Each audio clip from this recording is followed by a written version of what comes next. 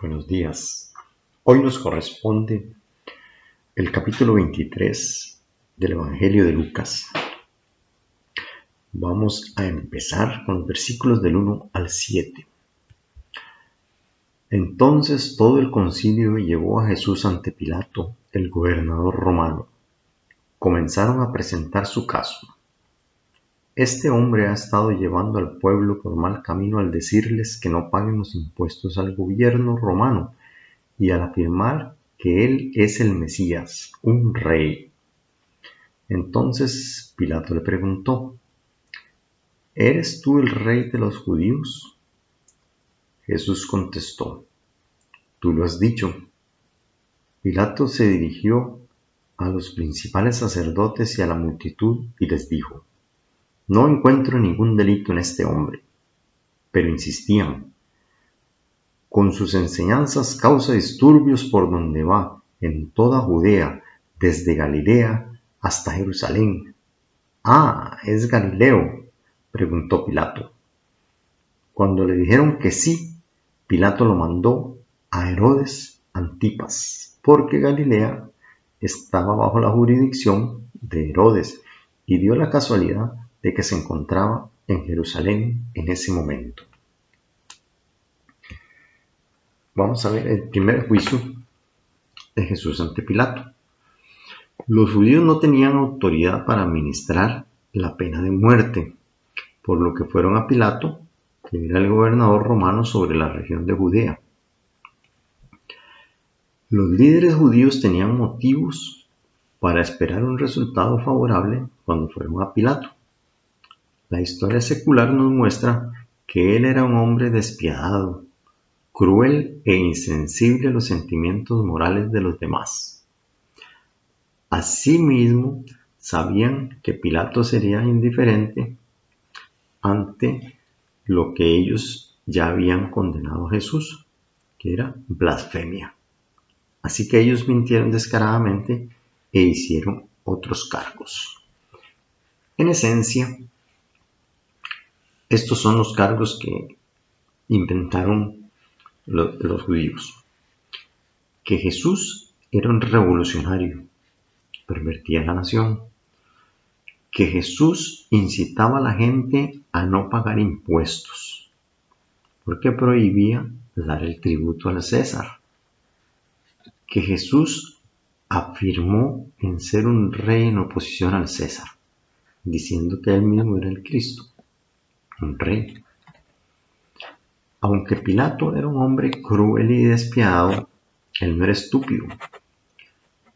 Podía ver a través de los motivos de los líderes judíos y no tenía ningún problema en dimensionar a Jesús y a toda la situación y dar su veredicto. Ningún delito hallo en este hombre. Pilato quedó perplejo y sin ganas de hacer una elección difícil para Jesús, así que trató de no hacer nada. Envió a Jesús a Herodes porque Jesús era de Galilea, la región donde Herodes gobernaba.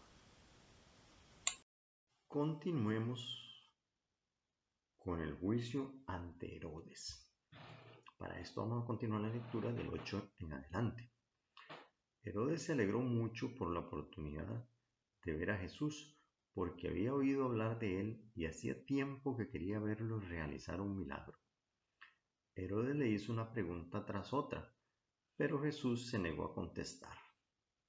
Mientras tanto, los principales sacerdotes y los maestros de la ley religiosa se quedaron allí gritando sus acusaciones.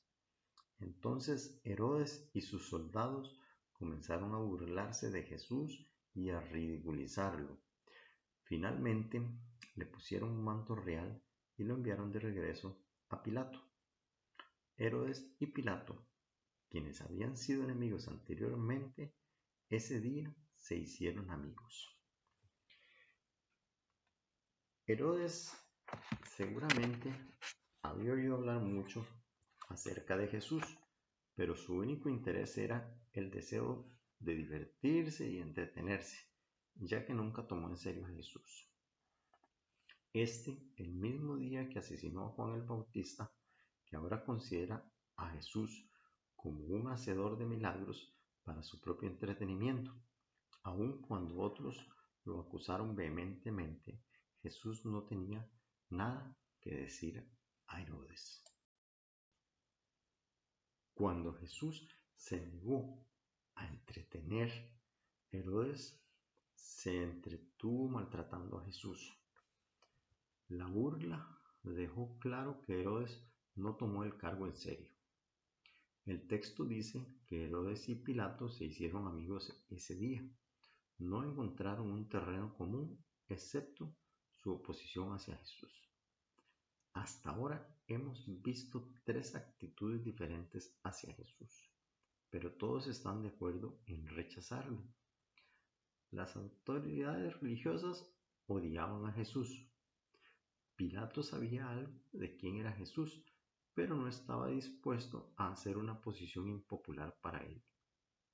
Herodes ni siquiera tomó en serio a Jesús, sino que solo estaba interesado en la diversión y el entretenimiento.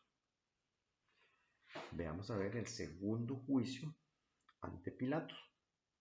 Lucas 23, vamos del 13 al 25 ahora. Entonces Pilato llamó a los principales sacerdotes y a los otros líderes religiosos junto con el pueblo y anunció su veredicto. Me trajeron a este hombre porque lo acusan de encabezar una revuelta. Detenidamente lo he examinado al respecto en presencia de ustedes y lo encuentro inocente. Herodes llegó a la misma conclusión y me lo devolvió. Este hombre no ha hecho nada que merezca la pena de muerte. Así que lo haré azotar y luego lo pondré en libertad. Pero un gran clamor surgió de la multitud y una voz la gente gritó: «Mátalo y suéltanos a Barrabás». Barrabás estaba en prisión por haber participado en un levantamiento contra el gobierno de Jerusalén y por asesinato. Pilato discutió con ellos porque quería poner en libertad a Jesús, pero la multitud seguía gritando: «¡Crucifícalo, crucifícalo!». Por tercera vez insistió Pilato: «¿Por qué? ¿Qué crimen ha cometido? No encuentro ninguna razón para condenarlo a muerte. Lo haré azotar y luego lo soltaré». Pero la turba gritó cada vez más fuerte, exigiendo que Jesús fuera crucificado. Y sus voces prevalecieron. Entonces Pilato sentenció a Jesús a muerte, como la gente reclamaba. Como habían pedido, puso en libertad a Barrabás, el que estaba preso por levantamiento y asesinato, y les entregó a Jesús para que hicieran con él como quisieran.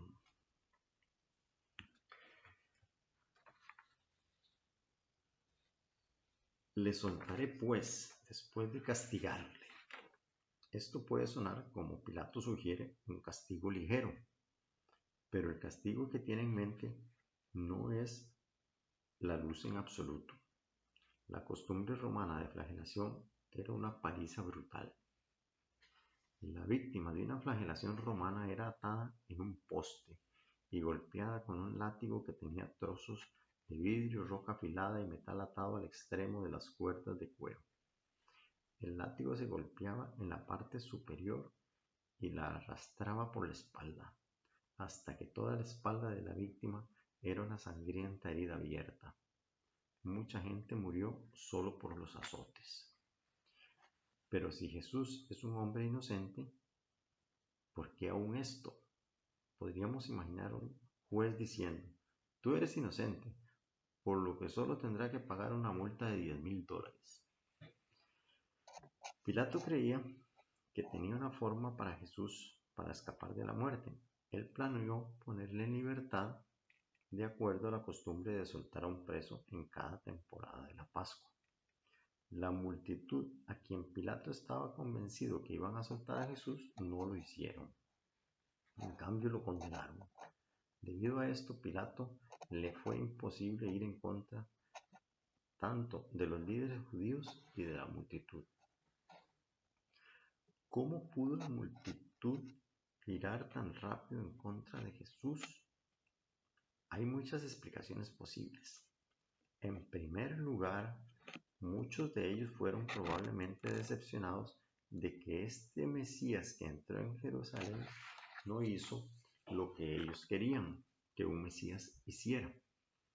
En segundo lugar, hay una tendencia en muchas personas para derribar los mismos héroes que han construido. Vemos esto en nuestra cultura de hoy. La Biblia dice: entregó a Jesús a la voluntad de ellos. Esto es preciso y lo verdadero, pero solo una parte de la verdad.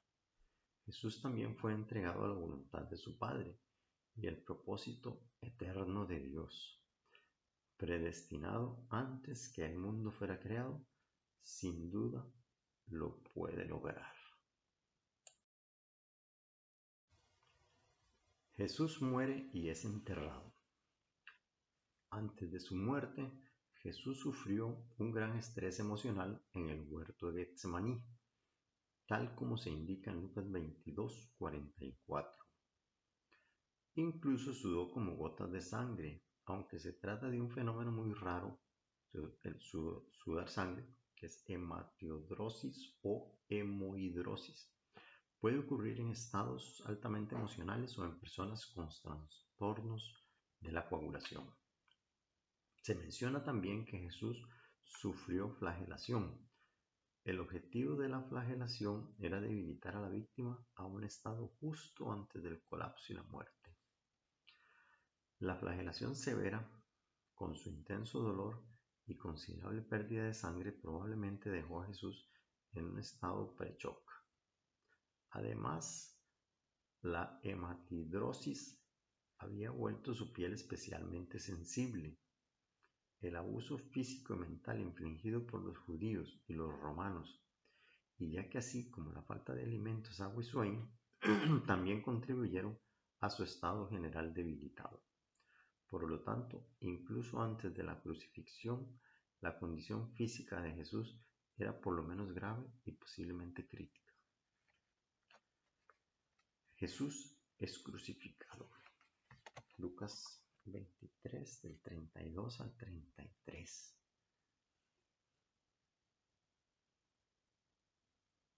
Llevaron a otros dos, ambos criminales, para ser ejecutados con Jesús. Cuando llegaron a un lugar llamado La Calavera, lo clavaron en la cruz y a los criminales también, uno a su derecha y otro a su izquierda. Jesús dijo: Padre, perdónalos porque no saben lo que hacen. Y los soldados sortearon su ropa tirando los dados. La multitud observaba y los líderes se burlaban.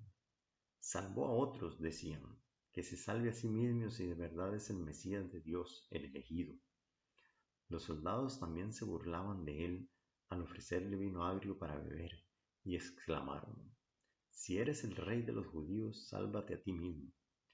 Encima de su cabeza colocaron un letrero que decía: Este es el rey de los judíos. Uno de los criminales colgados junto a él se burló: Así que eres el Mesías, demuéstralo salvándote a ti mismo y a nosotros también. Pero el otro criminal protestó: Ni siquiera temes a Dios ahora que estás condenado a muerte. Nosotros merecemos morir por nuestros crímenes, pero este hombre no ha hecho nada malo. Luego dijo: Jesús, acuérdate de mí cuando vengas en tu reino. Jesús respondió: Te aseguro que hoy estarás conmigo en el paraíso.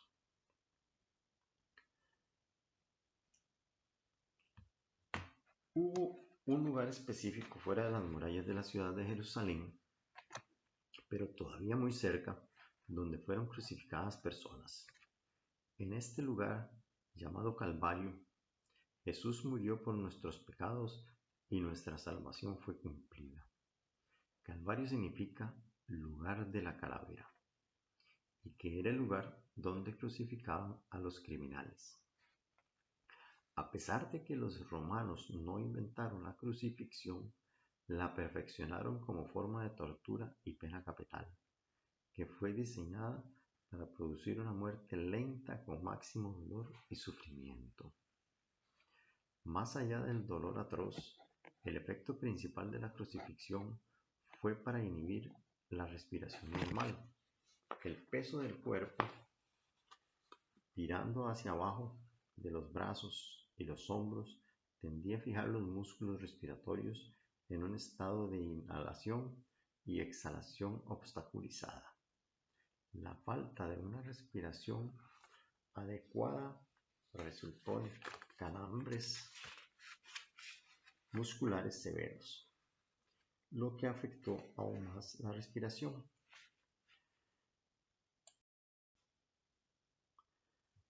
Para tener una buena respiración, la víctima tuvo que empujar en contra de los pies y flexionar los codos, tirando de los hombros.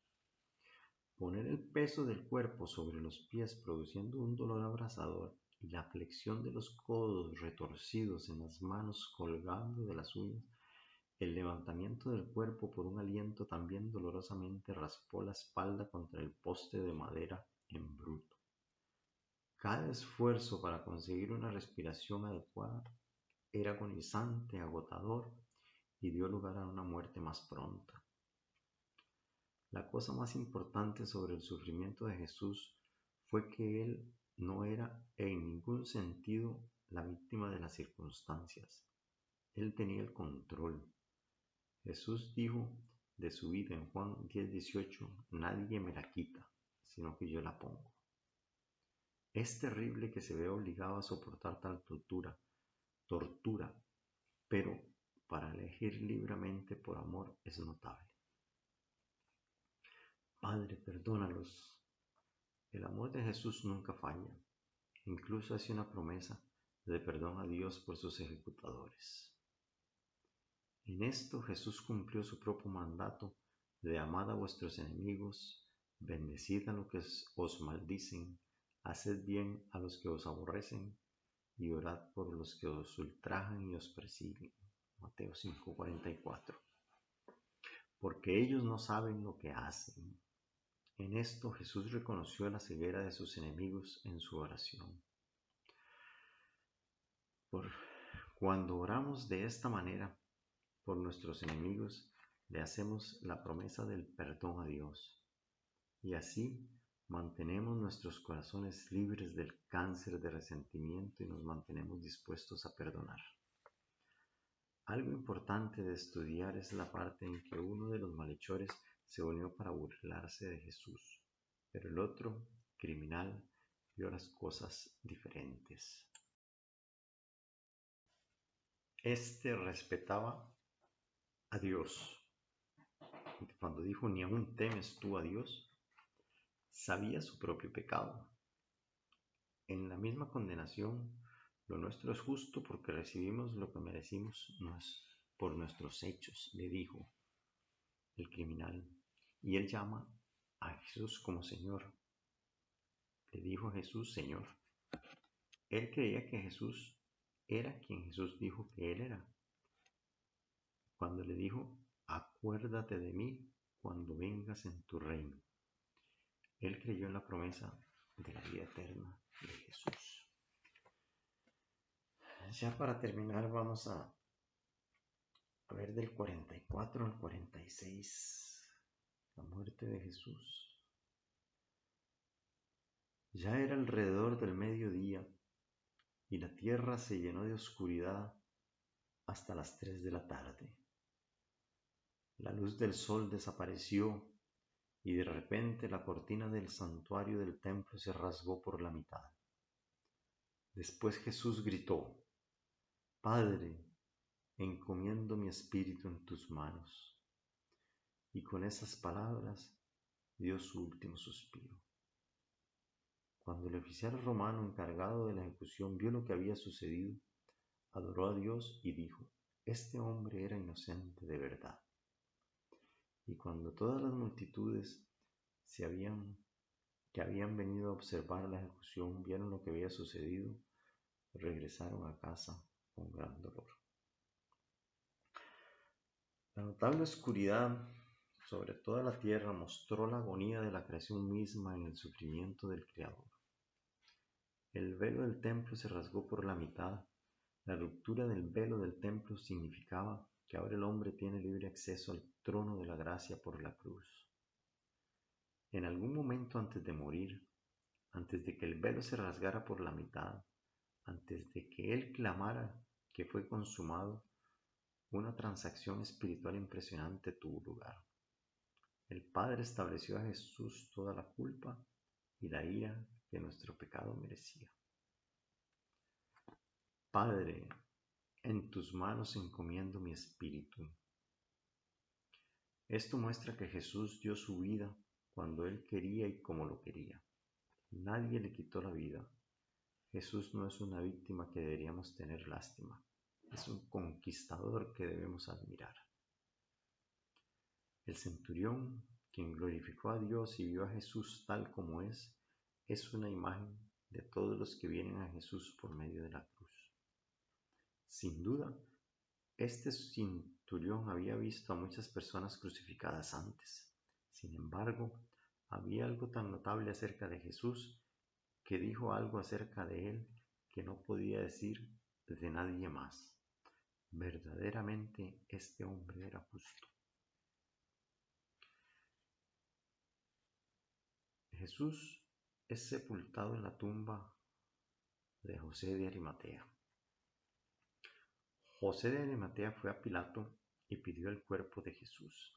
Habitualmente los cuerpos de los criminales crucificados fueron dejados en sus cruces para pudrirse o ser comidos por los animales salvajes.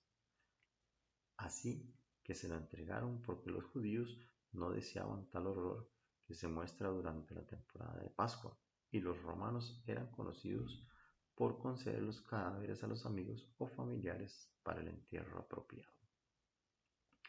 Era día de la preparación y estaba para empezar el día de reposo, así que fueron incapaces de preparar adecuadamente el cuerpo para la sepultura de Jesús, debido a la llegada del sábado. Así que en la preparación apresurada, el cuerpo de Jesús fue colocado en una tumba prestada. Así concluye este capítulo del Evangelio de Lucas. Debemos orar dando gracias al Señor, dando gracias a Jesús por ese gran sacrificio.